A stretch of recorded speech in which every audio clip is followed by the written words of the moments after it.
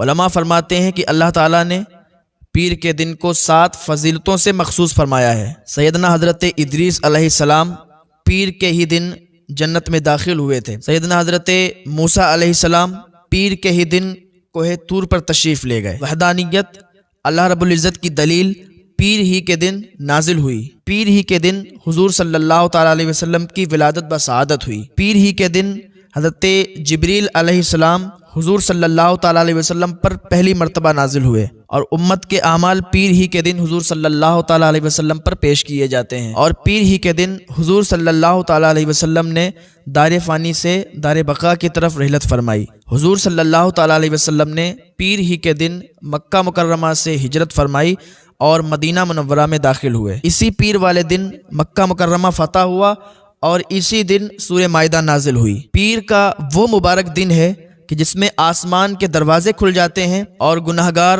مسلمانوں کی مغفرت کی جاتی ہے۔ سیدنا حضرت ابو ہریرہ رضی اللہ تعالیٰ عنہ سے مروی ہے، وہ کہتے ہیں کہ حضور صلی اللہ تعالیٰ علیہ وسلم نے فرمایا کہ جب پیر اور جمعرات کا دن آتا ہے تو آسمان کے دروازے کھل جاتے ہیں اور مولا کریم ہر بندے کو جس نے شرک کا ارتکاب نہیں کیا ہوتا ہے بخش دیتا ہے، مگر جس آدمی کے دل میں اپنے بھائی کے ساتھ کینہ اور بغض ہوتا ہے اس کو مہلت دیتا ہے تاکہ وہ آپس میں صلح کر لیں۔ تو اب آئیے، جو میں نے بیان کیا تھا کہ حضرت ادریس علیہ السلام سے لے کر میں نے بیان کیا تھا کہ پیر کے ہی دن حضرت ادریس علیہ السلام جنت میں داخل ہوئے، تو حضرت ادریس علیہ السلام نے حضرت ملک الموت سے کہا کہ میں موت کا مزہ چکھنا چاہتا ہوں۔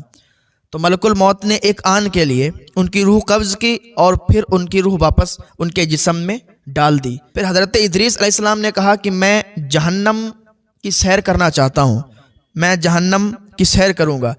تو حضرت ملک الموت نے انہیں جہنم کی سیر کرائی۔ جہنم کی سیر جب کر لی تو کہا اب میں جنت کی سیر کرنا چاہتا ہوں۔ تو حضرت ملک الموت نے انہیں جنت کی سیر کرائی اور حضرت ادریس علیہ السلام جنت میں داخل ہو گئے۔ جب جنت میں ٹہل لیے، سیر کر لی، تو حضرت ملک الموت نے کہا کہ اب آئیے واپس چلتے ہیں۔ تو حضرت ادریس علیہ السلام نے کہا کہ اب میں جنت سے کہیں نہیں جانے والا، اب میں جنت سے نہیں جاؤں گا۔ اللہ تعالیٰ نے فرمایا نہ کل نفس ذائقۃ الموت، ہر جاندار کو موت کا مزہ چکھنا ہے، وہ میں نے چکھ لیا۔ اور فرمایا ہے وَإِن مِّنكُمْ إِلَّا وَارِدُهَا، کہ ہر شخص کو جہنم پر گزرنا ہے، تو میں گزر چکا ہوں اور اب میں جنت میں پہنچ چکا ہوں۔ اور جنت میں داخل ہونے والوں کے لیے اللہ تعالیٰ نے فرمایا ہے وَمَا هُم مِّنْهَا بِمُخْرِجِينَ، کہ وہ جنت سے نکالے نہ جائیں گے۔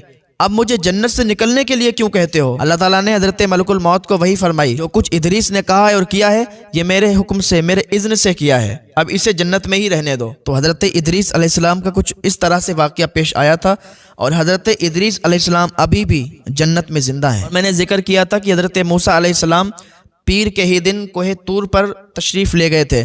تو حضرت موسیٰ کے یہ 7 سفر مشہور ہیں کہ پیر کے دن حضرت موسیٰ نے 7 سفر کیے تھے جو بڑے مشہور ہوئے: سفر غضب، سفر حرب، سفر طلب، سفر سبب، سفر عجب، سفر ادب اور سفر طرب۔ اب آئیے سفر غضب کی طرف۔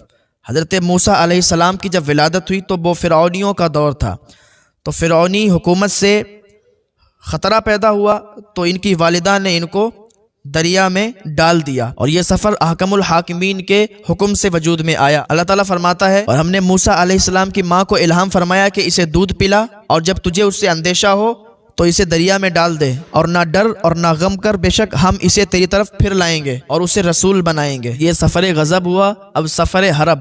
سفر حرب حضرت موسیٰ علیہ السلام نے جب اس قبطی کو گھونسا مارا تھا، اور گھونسا مار کے جب فرعونی حضرت موسیٰ علیہ السلام کی تلاش میں نکلے، حضرت موسیٰ کے قتل کا ارادہ بنایا، تو حضرت موسیٰ علیہ السلام مدین چلے گئے تھے، اور وہاں حضرت شعیب علیہ السلام کے پاس، تو ان کو تو راستہ بھی نہیں پتا تھا کدھر جائیں کدھر نہیں۔ اللہ تعالیٰ نے ایک فرشتہ ان کے ساتھ بھیجا، فرشتہ ان کو راستہ بتاتا تھا، تو یہ اور انہوں نے پتے کھا کے گزارا کیا۔ تو جب حضرت شعیب علیہ السلام کے یہاں پہنچے تو وہ واقعہ میں نے ابھی جمعہ والے دن بیان کیا تھا، تو وہ حضرت صفورہ کے ساتھ آپ کا نکاح ہوا اور آپ وہاں پر رہے، اس کے بعد آپ وہاں سے واپس آئے، تو یہ اس کو سفر حرب کہتے ہیں۔ یہ حضرت موسیٰ علیہ السلام کا سفر مشہور ہوا، قرآن پاک میں بھی اس کا ذکر آیا، یہ تھا سفر حرب۔ اب سفر طرب، حضرت موسیٰ علیہ السلام کا جب حضرت صفورہ کے ساتھ نکاح ہوا تو 8-10 سال آپ وہاں رہے، اور وہاں سے جب نکلے آپ تو اپنی بیوی کو ساتھ لیا، اہلیہ کو ساتھ لیا، اور نکلے تو ایک جنگل میں پہنچے،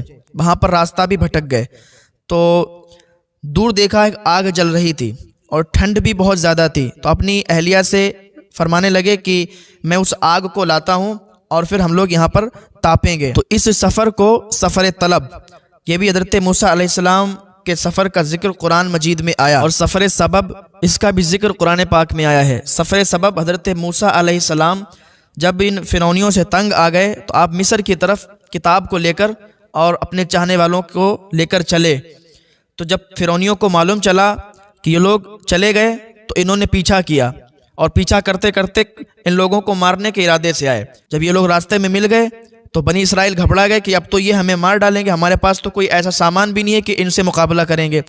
تو حضرت موسیٰ علیہ السلام نے فرمایا تم غم نہ کرو، تم فکر نہ کرو، اللہ تعالی ہماری مدد فرمائے گا۔ موسیٰ علیہ السلام کو حکم ہوا اللہ کا، تو اللہ تعالیٰ کے حکم سے حضرت موسیٰ علیہ السلام نے دریا میں اپنا عصا مارا تو دریا میں راستے بن گئے۔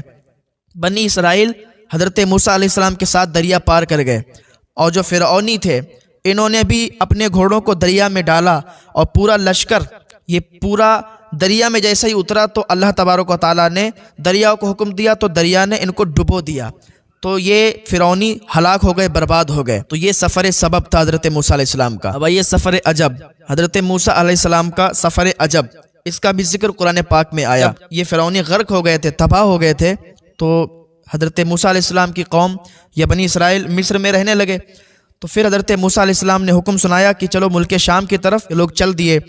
تو سفر عجب اس کو کہتے ہیں کہ راستے میں عجیب عجیب واقعات پیش ہوئے، تو اس کو سفر عجب کہنے لگے۔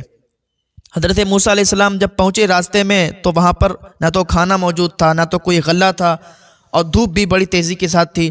تو اللہ تعالیٰ نے بادل کا سایہ کر دیا، تو جیسے ہی یہ لوگ چلتے تھے تو بادل کا سایہ ان کے ساتھ چلتا تھا، اور راستے میں جب کھانا پینا تھا نہیں تو اللہ تعالیٰ نے ان پر آسمان سے کھانا نازل فرمایا۔ من، یہ ایک بہت ہی میٹھی چیز ہوتی، تو یہ آسمان سے ان کے لیے نازل ہوتی، تو من نازل فرمایا، اور سلوا یہ ایک پرندہ تھا، یہ پرندہ آسمان سے ان کے لیے نازل فرمایا۔ اللہ تعالیٰ نے یہ بھی قرآن پاک میں ذکر فرمایا۔ اب آئیے سفر ادب کی طرف، کہ جب فرعونی غرق ہو گئے، تباہ ہو گئے، تو حضرت موسیٰ علیہ السلام نے ایک بہت عمدہ تقریر کی، باز فرمایا۔ تو ایک شخص نے کہا کہ اے موسیٰ، کیا آپ سے بھی زیادہ کوئی علم والا ہے؟ تو حضرت موسیٰ علیہ السلام نے فرمایا کہ نہیں، میرے علم میں نہیں ہے کہ کوئی مجھ سے بڑا بھی عالم ہو۔ اس وقت اللہ تعالیٰ کی وحی نازل ہوئی حضرت موسیٰ علیہ السلام پر کہ ایک میرا بندہ مجمع البحرین، دو سمندر جہاں جڑتے ہیں وہاں پر میرا ایک بندہ موجود ہے، میں نے اس کو خاص علم کے ساتھ مبعوث کیا ہے، اپنے ایک آدمی کو ساتھ لو اور اس کے پاس جاؤ، اور اپنے ساتھ ایک مچھلی کو تل کے لے جاؤ، جہاں وہ مچھلی گم ہو جائے وہاں پر وہ بندہ تمہیں مل جائے گا۔ تو حضرت موسیٰ علیہ السلام نے ایسا ہی کیا، مچھلی کو تل کے ساتھ میں لیا اور اپنے خاص شخص کو ساتھ میں لیا اور سفر پر روانہ ہو گئے۔ چلتے رہے یہاں تک کہ ایک جگہ پر آرام کرنے کے لیے بیٹھے، تو وہ مچھلی جو تھی وہ وہیں پر زندہ ہوئی اور پانی پر چھلانگ لگائی اور پانی کے اندر چلی گئی۔ تو ان کے ساتھ جو شخص تھا وہ بتانے کو بھول گیا حضرت موسیٰ علیہ السلام کو کہ مچھلی زندہ ہو گئی ہے اور ہمارا جو سفر تھا یہیں تک تھا۔ پھر حضرت موسیٰ علیہ السلام وہاں سے آگے چلنے لگے اور کافی آگے چلے گئے تو آپ کو بھوک لگنے لگی۔ بھوک لگی تو اللہ تعالیٰ نے دکھانا تھا کہ سفر تو تمہارا وہیں ختم ہو گیا جہاں مچھلی زندہ ہوئی۔ تو حضرت موسیٰ علیہ السلام کہنے لگے اس شخص سے کہ وہ مچھلی نکالو، وہ تلی ہوئی مچھلی، اور بھوک بہت تیزی سے لگ رہی ہے۔ تو جیسے ہی مچھلی کا نام لیا حضرت موسیٰ علیہ السلام نے تو وہ شخص کہنے لگا حضور وہ مچھلی تو وہیں پر زندہ ہو گئی، تو پانی میں چلی گئی تھی، میں بتانا آپ کو بھول گیا تھا۔ تو حضرت موسیٰ علیہ السلام نے فرمایا تو پھر ہماری منزل بھی وہی ہے، چلو واپس چلتے ہیں۔ پھر حضرت موسیٰ علیہ السلام واپس پلٹ کر آئے وہیں پر جہاں مچھلی زندہ ہوئی تھی، تو وہاں پر حضرت خضر علیہ السلام کو پایا۔ تو حضرت موسیٰ علیہ السلام نے حضرت خضر علیہ السلام کو سلام کیا۔ حضرت موسیٰ علیہ السلام نے کہا کہ میں موسیٰ ہوں۔ تو حضرت خضر علیہ السلام نے کہا بنی اسرائیل کے موسیٰ؟ تو آپ نے کہا جی ہاں، میں بنی اسرائیل کا موسیٰ ہوں۔ تو یہ جو واقعات ہوئے تھے، پھر حضرت خضر علیہ السلام حضرت موسیٰ علیہ السلام کو لے کر نکلے، حضرت موسیٰ علیہ السلام خضر علیہ السلام کے ساتھ رہے، اور وہ جو واقعات ہوئے تھے تو یہ ان کا سفر ادب تھا، اس کا بھی ذکر اللہ تعالیٰ نے قرآن کریم میں فرمایا ہے۔ اب آئیے سفر طرب کی طرف کہ حضرت موسیٰ علیہ السلام کا جو سفر طرب تھا، تو اب اس میں خوشی بہت تھی نا اللہ تعالیٰ سے ملنے کی۔ حضرت موسیٰ علیہ السلام کوہ طور کی طرف گئے اللہ تعالیٰ کا دیدار کرنے کے لیے، تو یہ جو سفر انہوں نے طے کیا تھا یہ سفر طرب تھا، یہ بھی ایک لمبا واقعہ ہے۔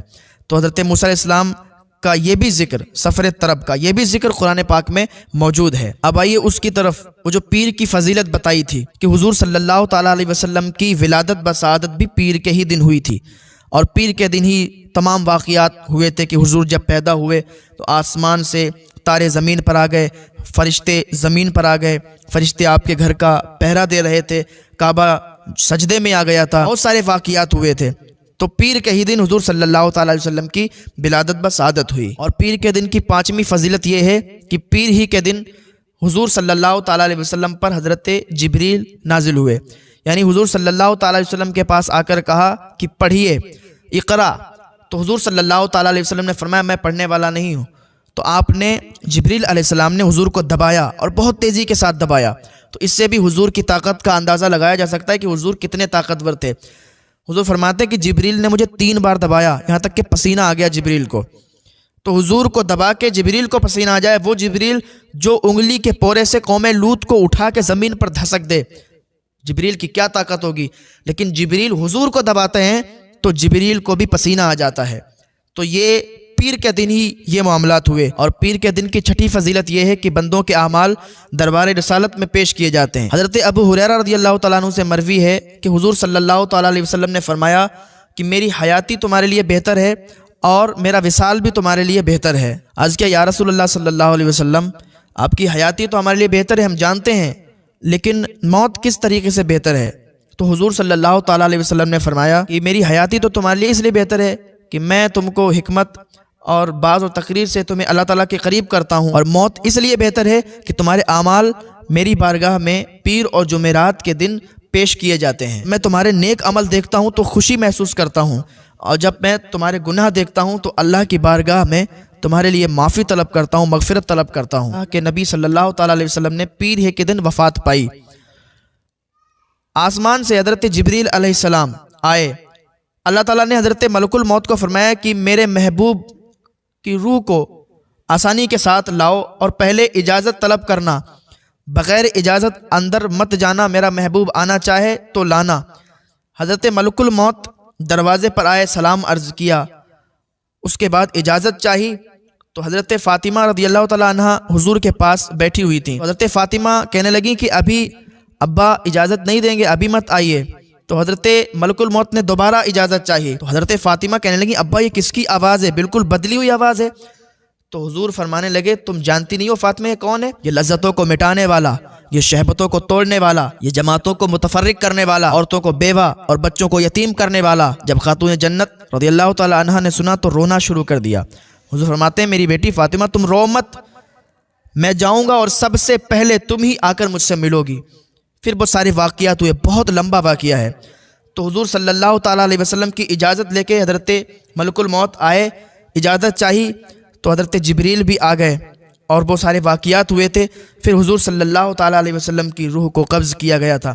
حضور صلی اللہ تعالیٰ علیہ وسلم نے آخری ٹائم بھی اپنی امت کو یاد کیا۔ وہ نبی جو آخری وقت بھی اپنی امت کو یاد کرے تو یہ امت کا حق نہیں بنتا کہ اس نبی کے بتائے ہوئے فرامین پر عمل کریں، اس نبی کی بتائی ہوئی باتوں پر عمل کریں۔